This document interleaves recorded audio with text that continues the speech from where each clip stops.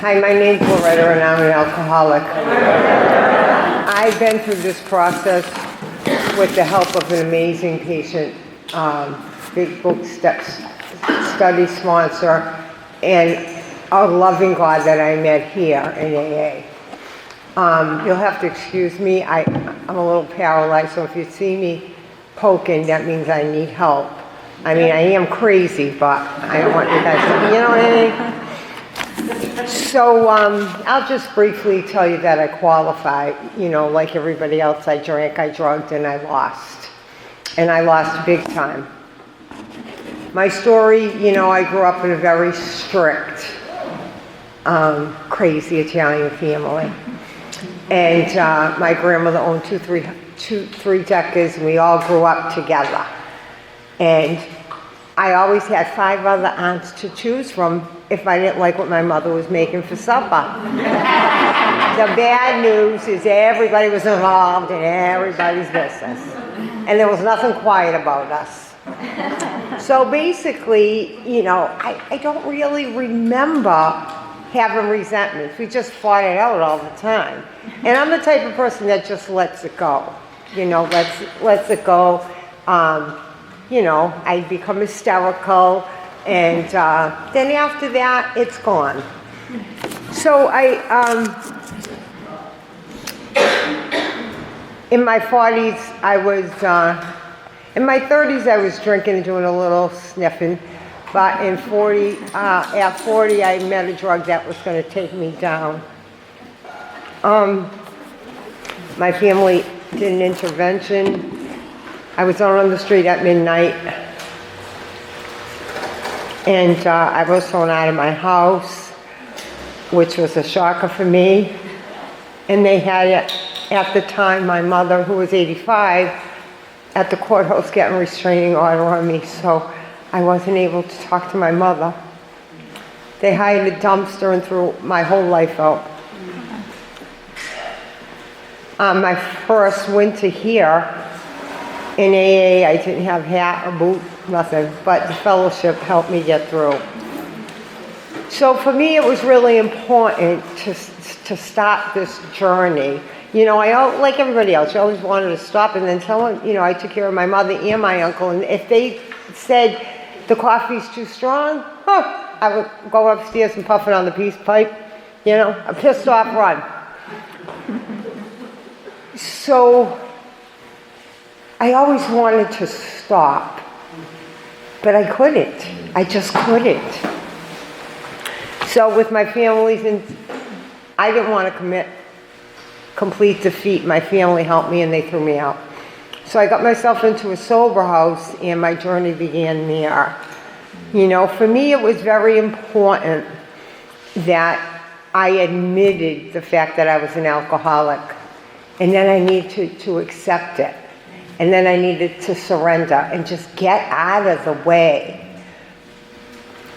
I didn't have a lot of understanding of this new God that I was going to meet here.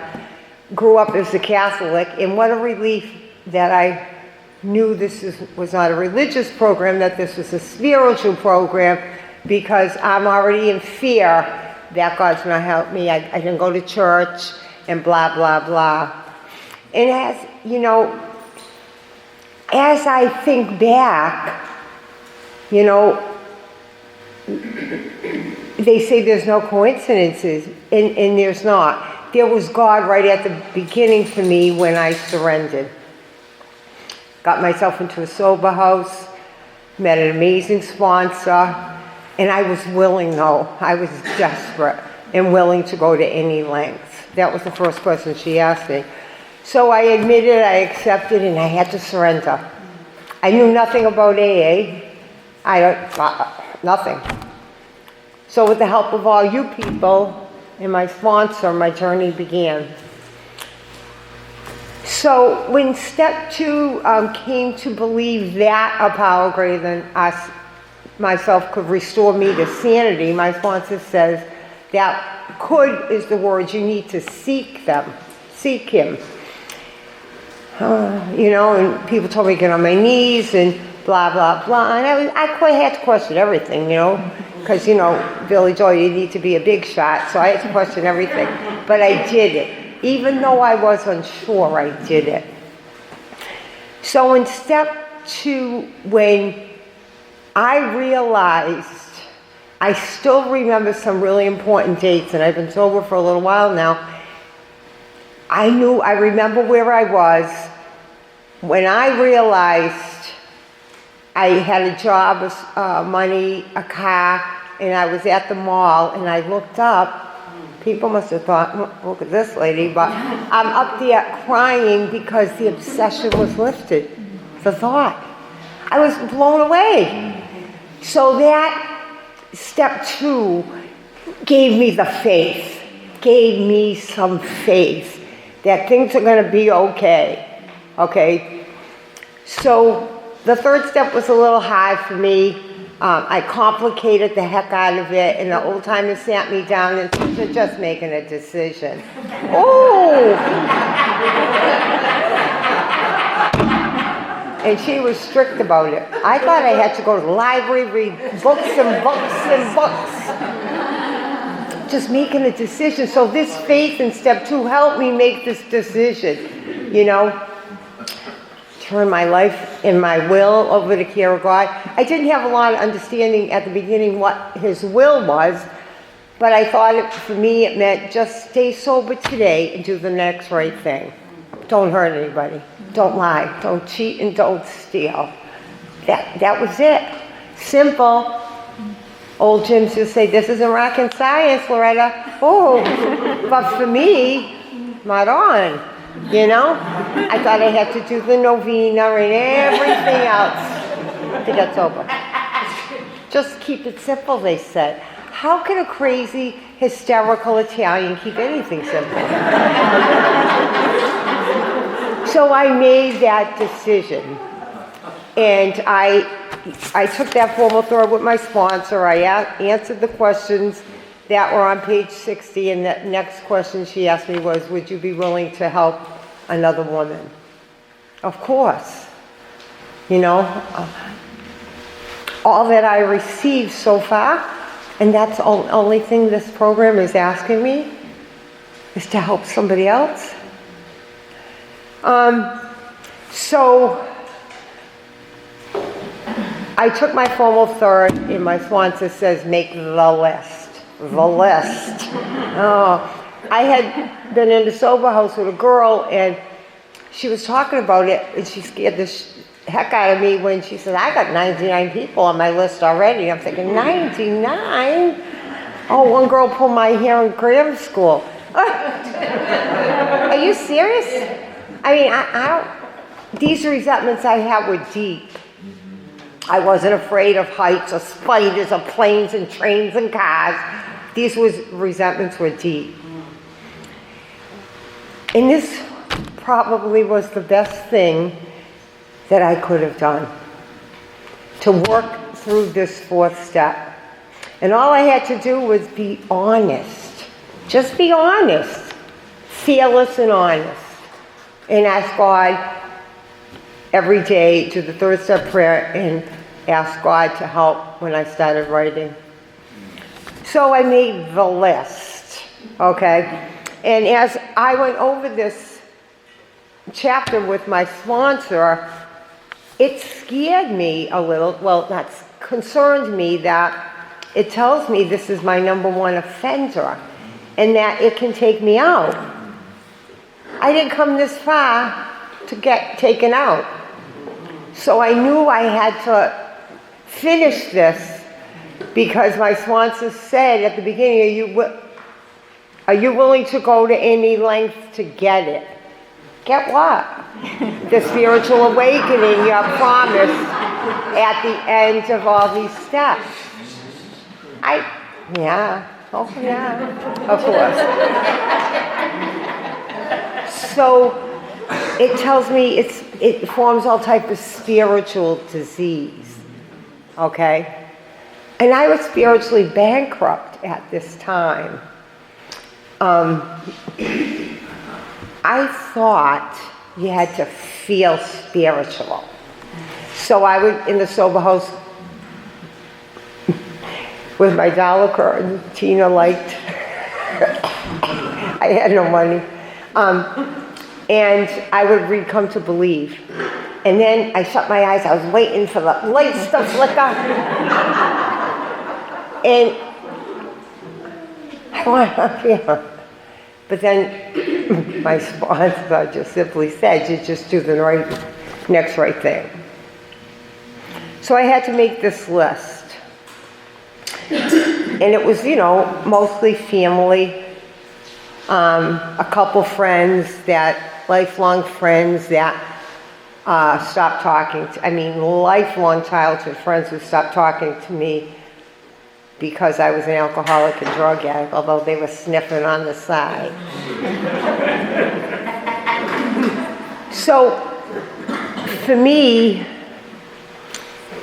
I listed my resentments, but it talks about, this led me to deep resentment and only leads to futility and unhappiness. I didn't want to get sober to be unhappy, It says resentment is infinitely grave. We found it could be fatal. And it said if we wanted to live our life, we have to be free from anger. Because it takes too much to be angry. And then, when I'm obsessing about a resentment, it gets bigger and bigger and bigger, and the volcano's going to erupt. Okay, because my mind, and I'm still playing the victim at the beginning of my resentments. Look what they did to me.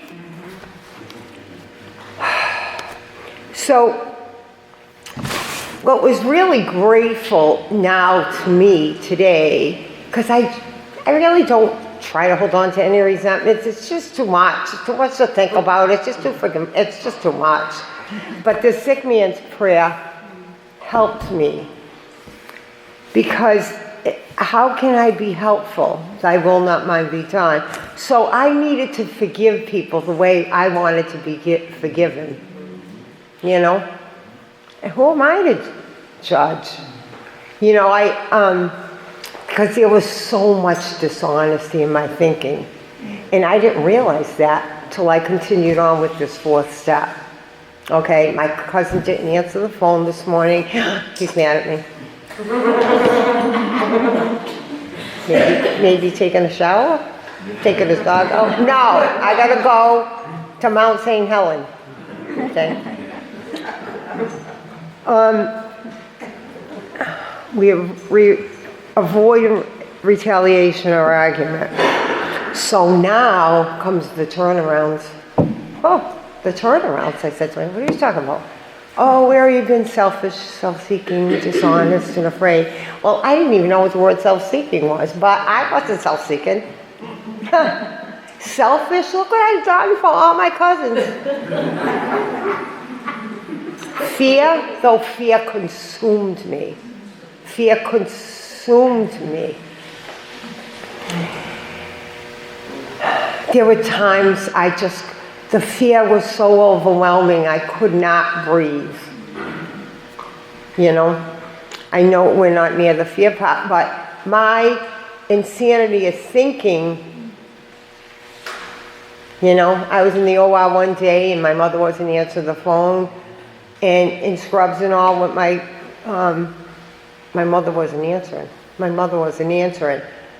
And my boss wouldn't let me leave because I was on Grove Street just to go to Shrewsbury Street. And one of my surgeons said, she's going home. Here I go.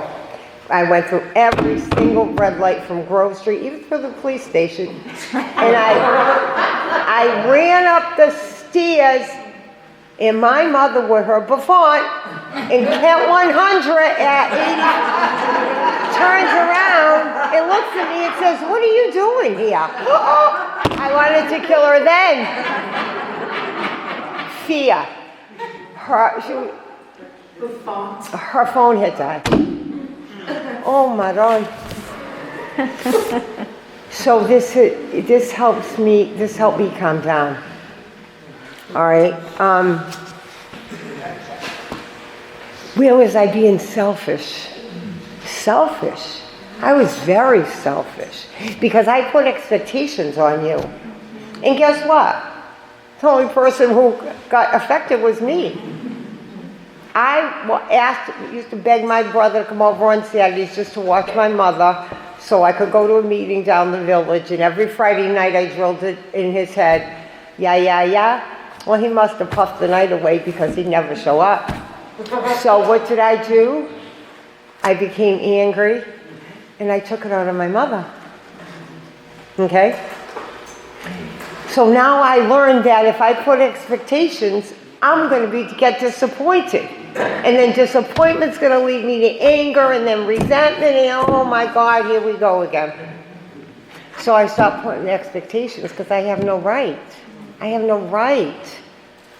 I have no right to judge, and I don't anymore. I remember being, my first year was very difficult for me, and I'd go to Notre Dame, and, if it was step 5 and you weren't speaking on it, whew, okay? Because it was fear that I wasn't going to get it. Now I learn that whatever people need to say, what they need to say to stay sober today, go for it.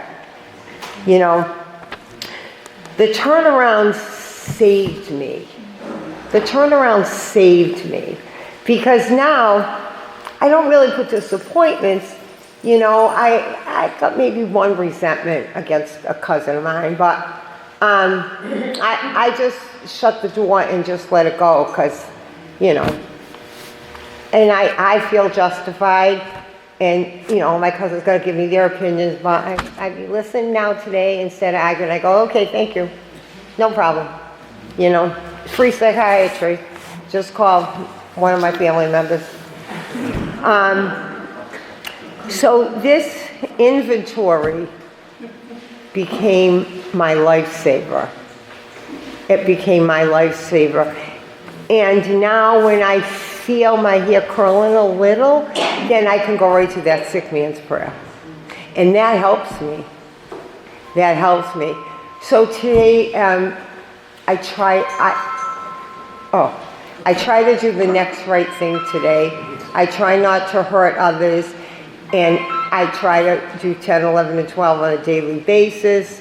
I try to be available in the hands of AA, because all you've done for me, I'm not sitting here because I graduated cum laude. I'm here because of you people.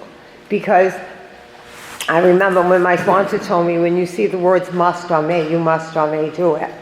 And there was a sentence that says, a fellowship you must not miss. So it was you people who told me, keep coming and things would get better.